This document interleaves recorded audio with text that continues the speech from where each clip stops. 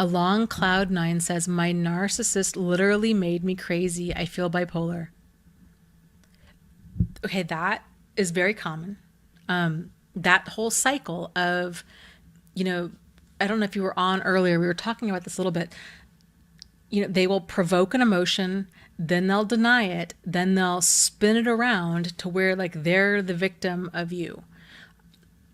And that, and then, you know, if they're denying it, then that's, you know, it's gaslighting, and it's this whole erosion of a person's identity, and it's erosion of their reality. And that can take a while to get back. So a lot of people, when they get out of a relationship with an emotional manipulator, they oftentimes wonder or ask, you know, they're concerned that they are the abusive partner, that they are manipulative, that they're the narcissist. Because oftentimes they've been told these things. They've been told you're manipulative, you're abusive, you're, you know, you're being difficult. It's always our fault, right? And that can be crazy making, because it's like, well, I don't think I'm manipulative or abusive. Like, in fact, I'm pretty sure, like, you're accusing me of doing stuff that you just did like 5 seconds ago. And it's hard. And it does make a person feel, you know, like really up and down. And it's an emotional roller coaster. And, the book club book that we're reading this month, if you're interested, I highly recommend it. Fantastic book. I think if you are to read any book on this topic of narcissism, kind of sociopathy, psychopathy, I would say read Psychopath Free. It is such a fantastic book.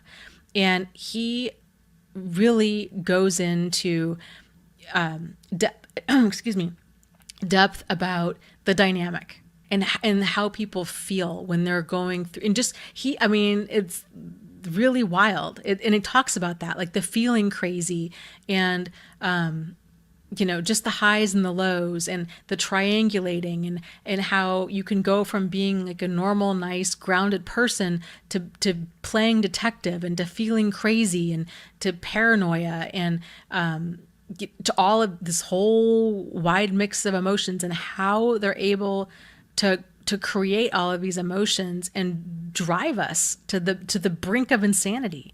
And a lot of this behavior, because it's so intensely emotional, and it's so on again, off again, up and down, and blaming and spinning, and it's crazy making, it can and oftentimes does push people to suicide.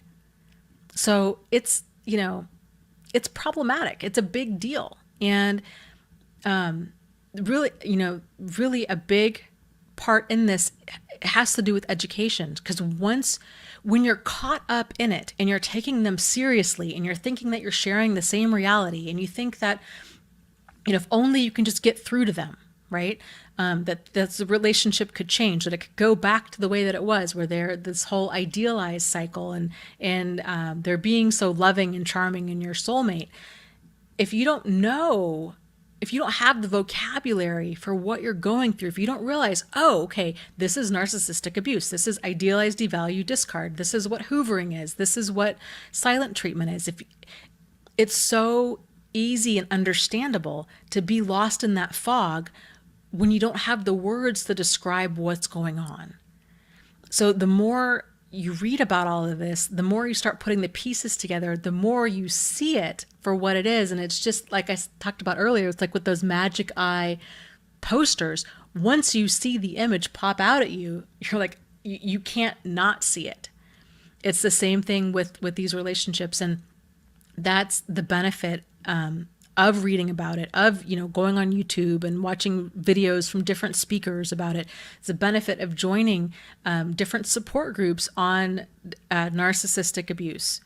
And, you know, because it'll give you these aha moments. It'll make things make sense because you're not crazy.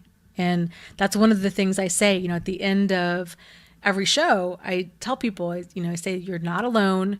You're not crazy, and you can heal from this. And then that's why I say you're not crazy, because they erode a person's sanity and a sense of reality. with all of the lies and the manipulations and the gaslighting and all of it. Yes. Lisa says, mine called me crazy a lot. He would do it to me. Yet no other connection I have had felt that I'm crazy. He was the crazy one. His crazy made me crazy. Yes. Yep. That's what they do. And that's exactly what it is. It's, them having crazy behavior and then saying, well, you're being crazy. It's like, I know I'm not. You are. I mean, it's just, it's called crazy making behavior for a reason, because it's not, we're not showing the same reality with these people. I mean, they are in their own world, and you can't reason with a person. You can't use logic and reason with a person who's not logical or reasonable. But it's hard, again, like it's hard to see because they kind of pop in and out of that reality. So they can be totally have like amazing communication up until they don't. And then things get like off in the rails, like they get off in the off track, and it's like what? And it's confusing, but that's how that goes. Lots of love to you guys. You are not alone. You are not crazy, and you really can move forward and heal from this.